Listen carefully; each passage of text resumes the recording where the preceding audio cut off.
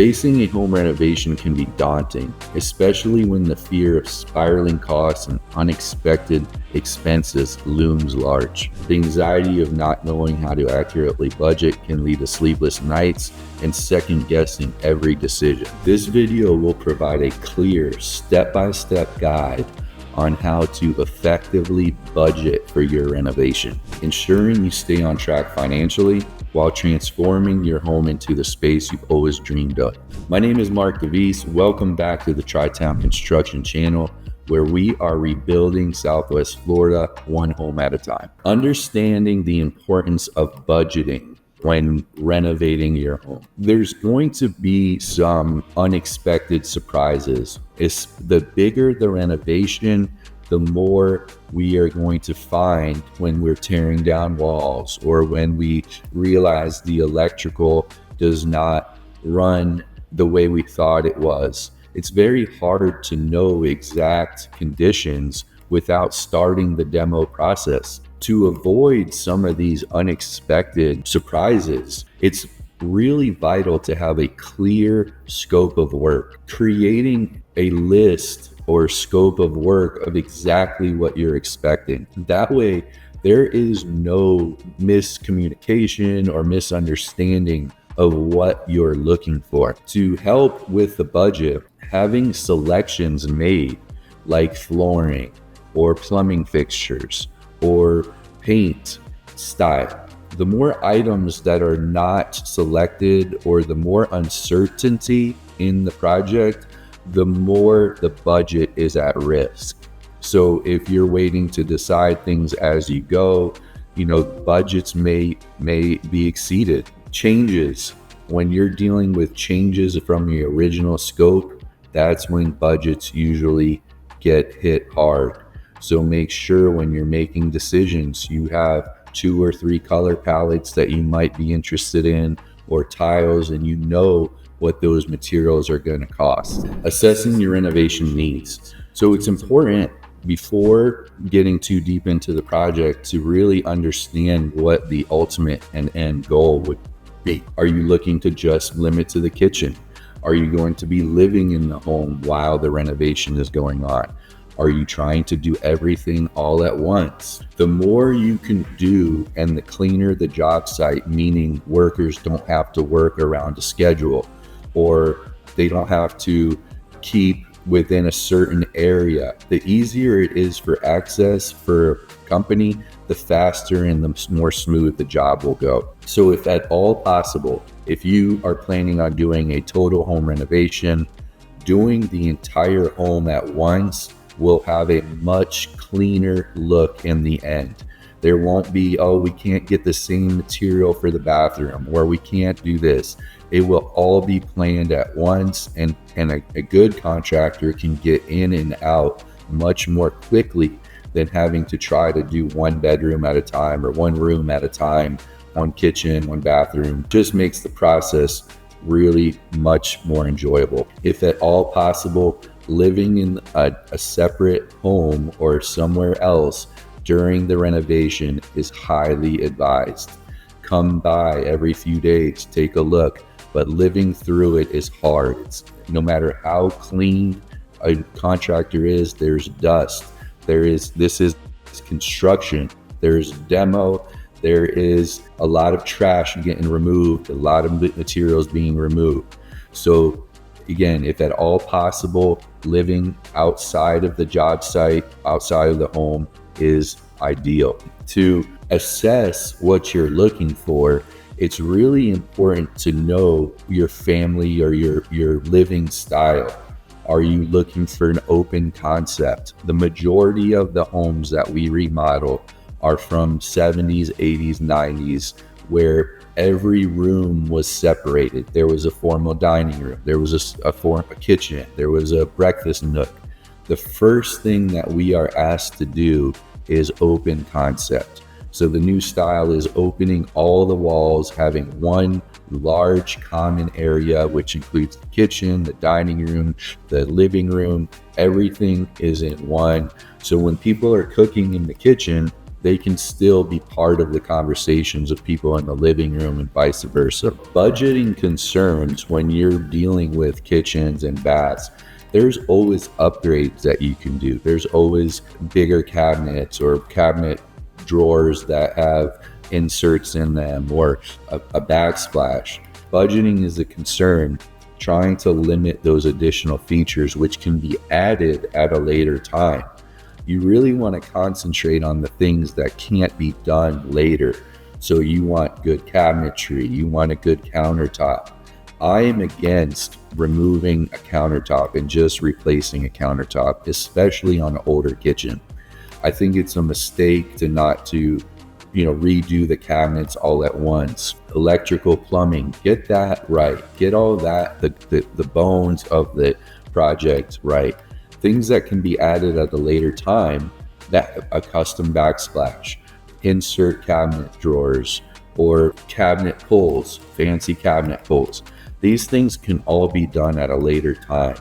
But the bones of the project, the walls, the inside the walls, the insulation, that should not be correctly the first time, because you're not taking cabinets out again. You never want to do that again once you do it once in a home. So researching online, pictures of things that you're looking for, idea boards, putting all that together for a contractor prior to meeting them is really helpful.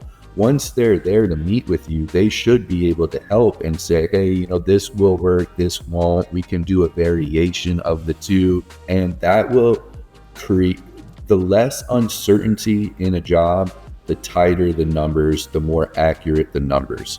So it's all about limiting the uncertainty when you're doing a renovation project.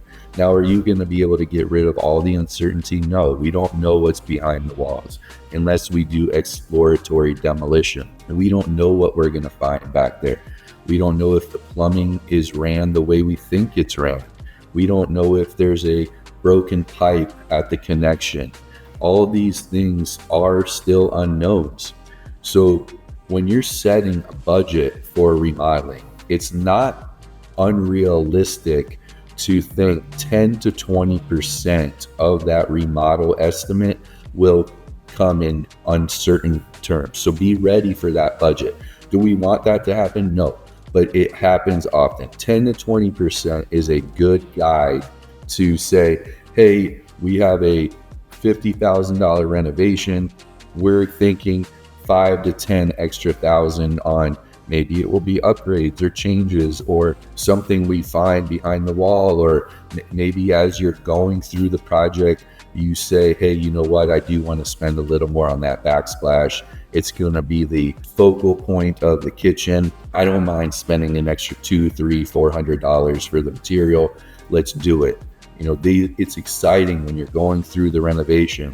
You're going to want to make this your permanent space or your happy place. So expect 10 to 20% of the original estimate to be in unforeseen conditions or changes or upgrades. Something that's really important when your cost is the issue or an issue is get multiple bids.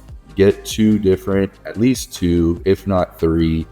Usually you can eliminate one contractor pretty quickly. Maybe you didn't mesh. Maybe their personality is not somebody you want to work with. Remember, with renovations, they're inside your home. You want to really trust this person. You want to make sure that your personalities are good together. There's no clashing. Some of these renovations, 6 months to a year, were inside your home. So make sure that you trust, make sure that you get along with your contractor. Now, with that being said, there's a lot of slimy contractors out there who are good at getting you to like them. So make sure that's not the only thing that you're looking out for, right? There's a reason. And it's not saving money. It's not looking out for you. It's because maybe they can't pull a permit. And now they're asking you to do it, or they're suggesting a permit does not need to be done. Getting preliminary quotes. The more uncertainty that you can create in this bidding process, the better. So having 2 contractors or 3 contractors bidding on the exact same thing is important, because you could have one contractor who's replacing all the drywall behind kitchen cabinets and one guy who's saying we don't need to do that. Well, what happens when you take the cabinets out and you see that you do need to do that? Well, there's a change order. There's tapping into that 10 to 20%. So don't just look at the bottom line when you're getting quotes from a contractor. Make sure that the scope of work is apples to apples. And if you create that scope of work, then it's more likely that the contractors are bidding the same thing and you have an apples to apples comparison. So be careful when you get in proposals from contractors not to just run to the bottom line and see how much the renovation costs, because there is many ways of doing a proper renovation, and some might be cutting corners, some might be putting or adding too much to the scope of work. That's something maybe you don't need. So a good contractor will go through that line by line with you and show you where they're adding value and what they're doing to justify that bottom line number. When it comes to renovation, there are a lot of financing options. There are renovation loans to usually up to 150,000 that they can be either a home equity loan or they can be just a renovation loan. Some quick approvals. So if you're looking to finance a renovation, just make sure that you're reading all the fine print and you're okay with interest rates or points or payment terms, whatever it comes with. To make the process easier, having a clearly defined scope is vital. Each item of the scope will have a price or cost associated with it, and the renovation loan company is going to want to see that. So something to discuss at an early stage with your contractor is saying, hey, I'm going to probably get a renovation loan for this. And they need to treat their estimate a little bit differently because the renovation company is going to want to see where their money is going. So keep that in mind if you're looking to finance a renovation. It can easily be done. Just need a few extra steps in the process, just like any type of loan or real estate transaction. Speaking of innovative housing, I've put together a comprehensive ebook that goes deeper into more details about renovating your home, including design options, sustainable features, what to look for in a contractor, budgeting guidelines, and much more. This free guide is packed with great advice and tips. Click the link in the description below and download it now. Managing and tracking expenses when renovating your home. So if you're working with a quality general contractor, they will have a invoicing system that's based on progress billing or stage billing. Something that I really like to do is to make sure that there's a clear defined point where an invoice is due. When you're looking at those payment terms, make sure that you're not paying everything up front and then there's little at the end in case the job doesn't get finished or in case there's issues. Something that really helps speed things along is paying the contractor within 7 days.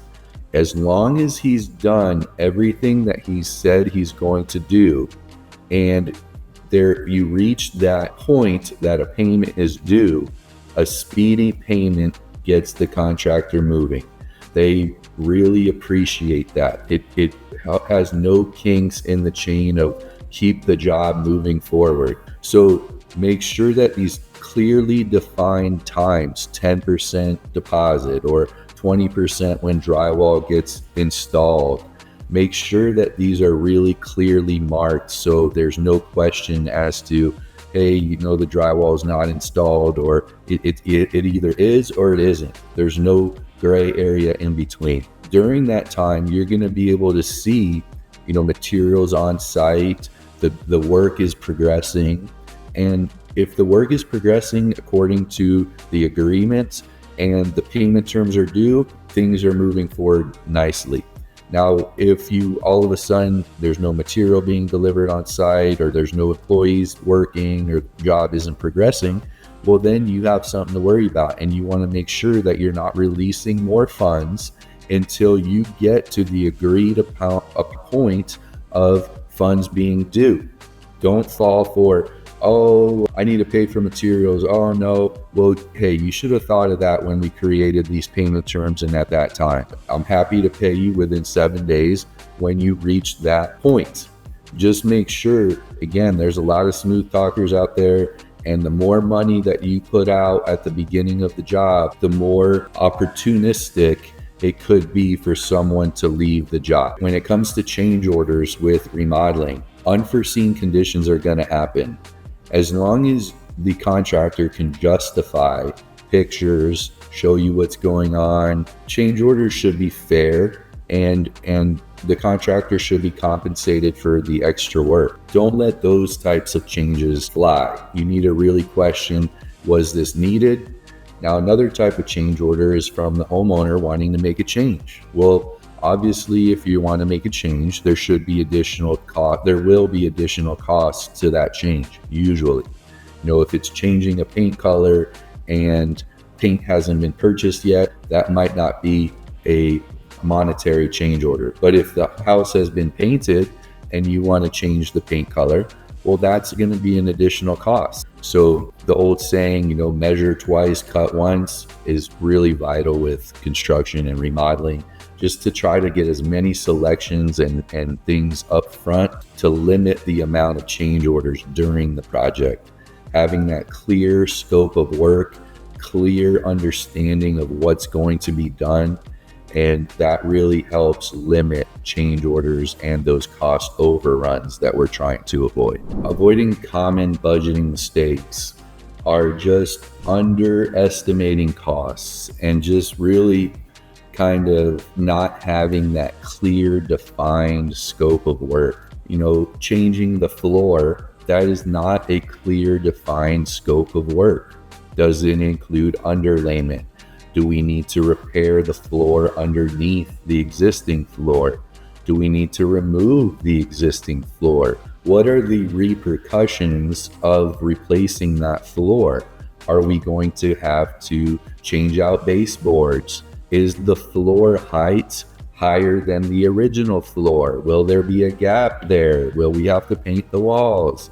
So just keep in mind, replacing the floor could lead to more scope of work. So decide whether you're going to want to include that in the front estimate or wait and see to see if more needs to be done. Understanding costs and timelines. Timelines are usually changed with change orders. So change orders are not just costs, but time. Even by changing a paint color, that could change the time frame, having to go get new paint or having to repaint the wall, right? Any change is not just monetary, it's also time. So if the original estimate was 6 months, but there are many changes along the way, well, it's hard to hold accountable the contractor at 6 months when there's been a huge amount of changes during the project. So something that we try to do and like to do is whenever there is a change, we not only put a price value, but we also put a time value. So when you end up adding all those days, you can see why the project was extended compared to our original estimate. Some ways to make the budget more friendly is to really do as much as you can and have the project ready for the contractor before they come. So having to work around furniture, having to work around personal belongings in the house really slows the project down. So if there's any possible way, maybe there's a garage, maybe you're deciding to donate all your furniture, before this renovation. The emptier the house, especially on the larger projects, the better. This causes less issues with things getting damaged or having to work around living rooms or TVs or anything. Remember, construction is dirty. There's going to be dust. Our guys clean up great at the end of the day, but during the project, it's uncontrollable. There's going to be dirt and dust, and construction is construction. Cost saving tips: DIY versus hiring a pro. Unless you're handy and enjoy doing home renovations, I think it's very important to always hire a pro. Where there's some exceptions to that, maybe painting. You know, we've all picked up a roller before and enjoy maybe painting. But if you're looking for that quality finish, that designer finish look, you have to hire a pro who's been doing this and does this on a daily basis. You can sometimes save some money, you know, buying your own materials or buying your own things. The problem with that is if there's a problem with a plumbing fixture or a cabinet or something that you have supplied, well, there's really no warranty on that from the contract. The good contractor is going to warranty anything that he's provided for at least a year, 3 preferable. But if you provide it, how can he know where that came from? How pieces aren't missing? What happens if you open the box and a vital piece isn't there? Who's tracking that down? That can end up costing you more in the long run. I know it seems very attractive to try to provide your own material or try to do things on your own. In the long run, you usually end up paying more in those scenarios. 6 months down the road, the shower's no longer working because there's some blockage in the shower head or the shower cartridge is bad. Well, the plumber's going to charge you to come out there, investigate, and repair. Where if in 6 months you bought everything from the plumber and the contractor, that's all it's all warranted. And you can call, hey, I'm having a problem with my shower, come check it out. No problem, we'll get it fixed, right? So keep that in mind when you're deciding DIY or hiring a pro or buying your own material or having the contractor supply the material. These are all important decisions in the remodel process. Finalizing your budget with your contractor. This is where that scope of work is vital. Having a clear scope of work that describes every step, that has either budgets or a clearly defined material that's going to be installed. Everything is laid out. The plan is there. The payment terms are there. There's very little uncertainty left. And at that point, you can feel comfortable that your budget, again, 10 to 20% from there, whether it be homeowner initiated changes, unforeseen conditions. We run into a lot of rotted wood behind drywall. These homes have been around for a long time. A slow leak, a roof leak, something that can't be seen other than after we take drywall out. We run into a lot of that. So just count 10 to 20%. And hey, if you don't use it, that's even better. But be prepared that 10 to 20% above the original finalized budget for unforeseen conditions, owner changes, upgrades. I gave you a great overview on how to budget for a home renovation. That's why I filmed an entire series that goes deeper into each one of these topics. Click the video that's on your screen right now and let's start your journey.